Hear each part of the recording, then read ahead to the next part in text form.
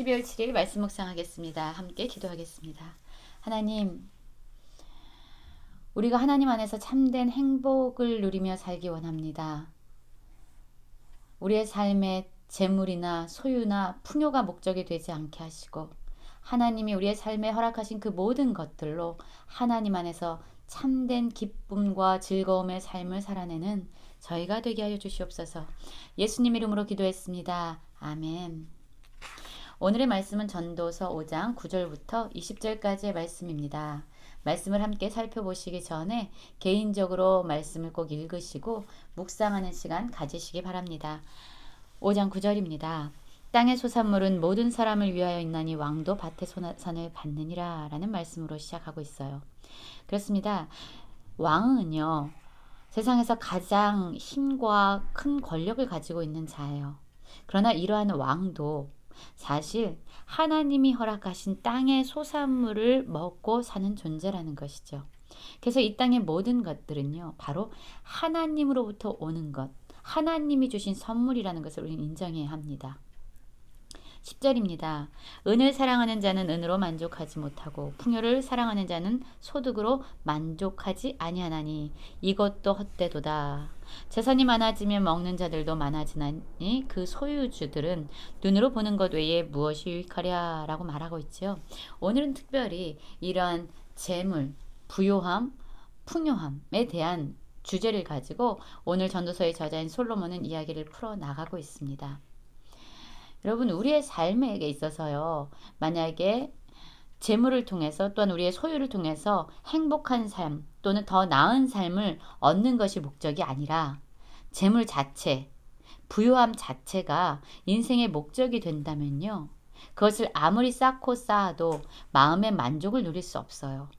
그래서 은을 사랑하는 자, 그러니까 이 재물 자체가 인생의 목적이 된 사람은요, 아무리 은이 많아도 만족한 삶을 살 수 없다는 거예요.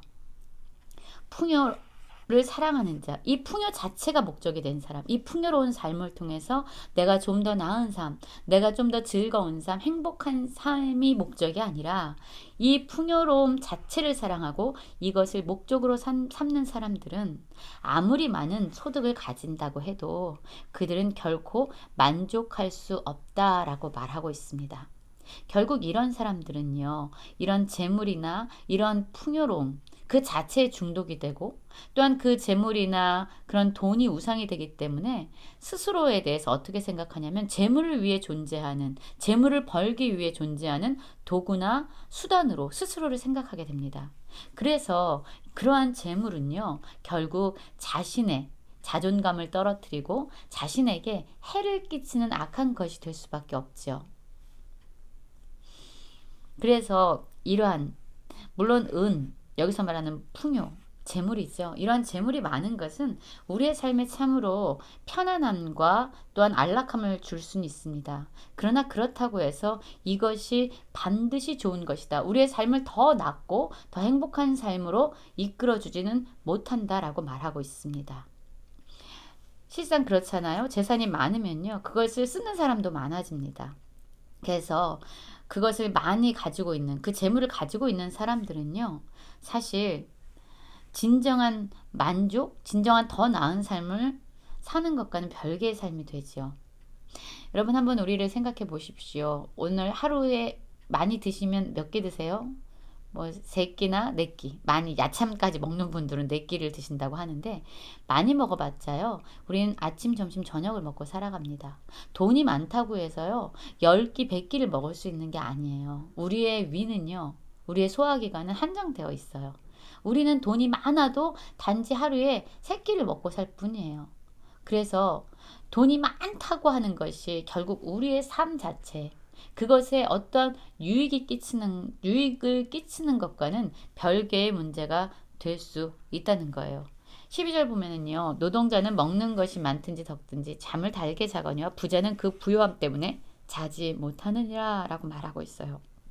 그렇습니다. 육신을 가지고 일하면서 하루에 육체의 노동에 대한 대가를 받고 사는 사람들은요, 하루의 일과가 끝나면 그 피곤함을 채울 수 있는 잠을 달게 잡니다. 그러나 부자는요, 오히려 그가 가지고 있는 것 때문에 잠을 자지 못하고 근심하고 걱정하고 앞날에 대해서 불안해하고 더 계획하면서 살아가야 되기 때문에 오히려 그러한 부요함이 그에게 해가 될 수도 있는 것이죠. 13절부터 보면은요, 이 재물이 자기에게 해가 되는 스토리에 대해서 나오고 있습니다. 13절 한번 볼까요? 내가 해 아래서 큰 패단이 되는 일이 있는 것을 보았나니 곧 소유주가 재물을 자기가 해가 되도록 소유하는 것이라. 재물을 소유하지만 그것이 자신에게 유익이 되는 것이 아니라 오히려 해가 된다라고 말하고 있어요. 이 재물의 특성은 무엇이냐면요, 이것입니다. 14절부터 보면은요, 그 재물이 재난당할 때에 없어지나니 비록 아들은 낳았으나 그 손에 아무것도 없느니라. 그가 모태에서 벌거벗고 나왔은즉 그가 나온 대로 돌아가고 수고하여 얻은 것을 아무것도 자기 손에 가지고 가지 못하리라. 이것도 큰 불행이라. 어떻게 왔든지 그대로 가리니 바람을 잡는 수고가 그에게 무슨 유익이 있으랴 라고 말하고 있어요. 여러분, 이 재물이라는 이 소유라는 것의 특징은 뭐냐면요, 쌓을 때는 엄청나게 많은 수고를 가지고 쌓지만 그게 어떤 재난을 만나서 갑자기 없어질 수도 있다는 거예요. 내가 쌓아둬야지, 내가 많이 가져야지, 그래서 많이 수고합니다. 그러나 어떤 일이 갑자기 와서 그것이 갑자기 사라지는, 그래서 내가 더 이상 나의 모든 수고가 헛된 것으로밖에 결론 날 수밖에 없는 이러한 특성을 가지고 있는 것이죠.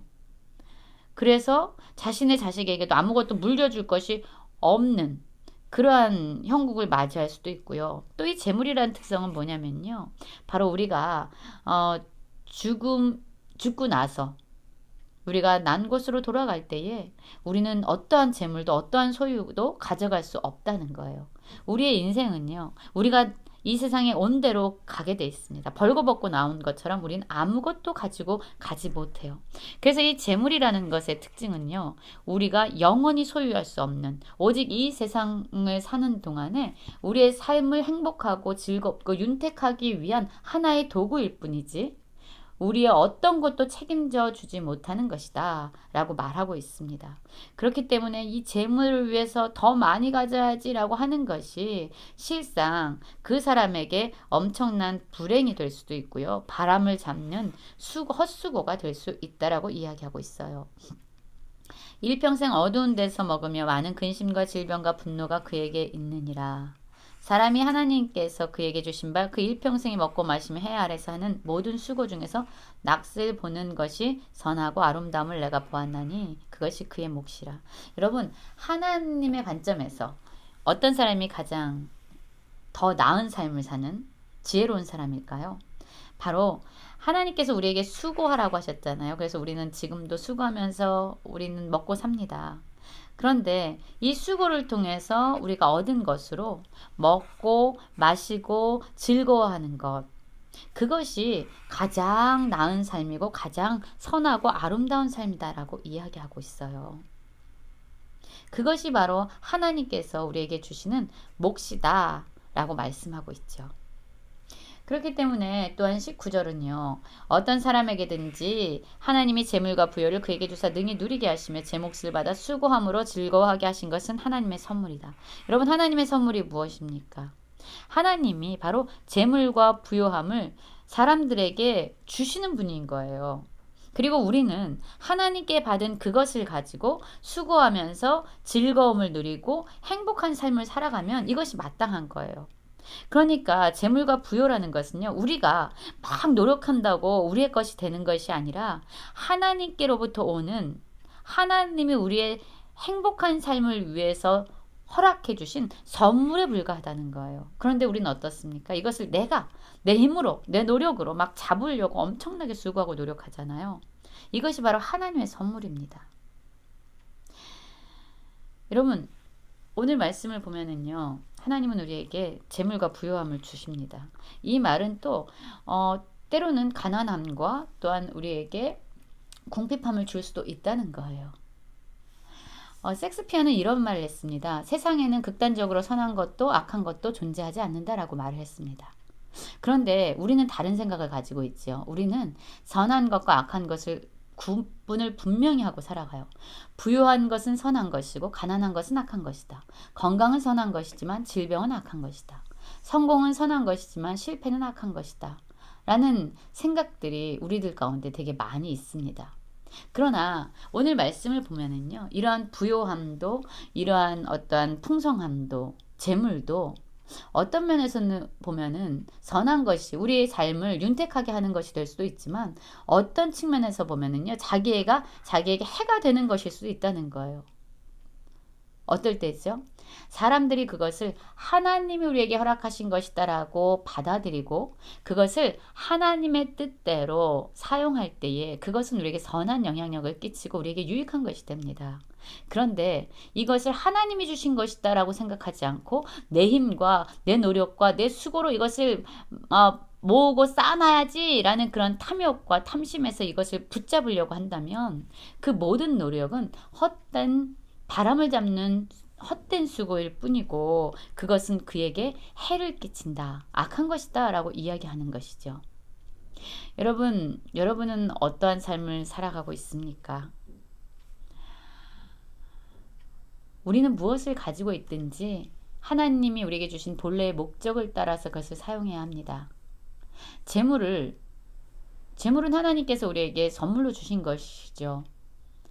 그 재물을 사용할 때에 만약에 그 재물이 우리를 풍성하게 하고 우리를 더 행복하게 하고 우리를 더 유익하게 만든다면 그 재물을 하나님의 목적에 따라서 우리가 그것을 사용한다면 그것은 우리에게 선한 것이에요. 그러나 그것을 우리의 탐욕과 채울 수 없는 우리의 욕심을 채우는데 그것을 가지려고 하고 그것을 사용하게 되는 순간 우리는 죄를 짓게 되고 스스로 재물의 노예가 되고 재물이 얼마나 많이 있는가 그것과 상관없이 그 재물은 우리 자신을 파탄시키는 해롭게 하는 악의 도구가 될 것이기 때문에 여러분 우리는 재물을 얼마나 많이 가지고 있느냐 우리가 얼마나 가난하냐 사실 그거보다 더 우리가 신경 써야 되는 것은 이러한 모든 것, 삶의 부요함이나 가난함이나 어떠한 건강이나 질병이나 이 모든 것은 하나님이 우리에게 선물로 주신 것이다. 그것이 무엇이든 우리를 행복하게 하시기 위한 그래서 우리를 하나님께로 더 가까이 이끌고 하나님 안에서 즐거운 삶을 살게 하기 위한 그러한 목적으로 우리에게 주신 것이다 라는 것을 우리는 믿어야 합니다. 하나님의 섭리와 뜻 안에서 우리에게 주신 그 모든 것을 사용할 때에 우리는 더 풍요롭고 유익하며 마음의 즐거움을 누릴 수 있는 행복한 삶을 살 수 있을 것입니다. 우리에게 주신 이러한 재산, 이러한 물질을 가지고 나의 헛된 욕심을 채우는 데 사용하는 것이 아니라 그래서 내 자신에게 해가 되도록 그것을 붙잡고 있는 것이 아니라 우리에게 주신 이것으로 오늘 하루에 행복한 삶을 위해서 더 유익한 삶을 위해서 하나님 뜻대로 사용하면서 살아가는 모든 성도님들 되시기를 간절히 기도합니다.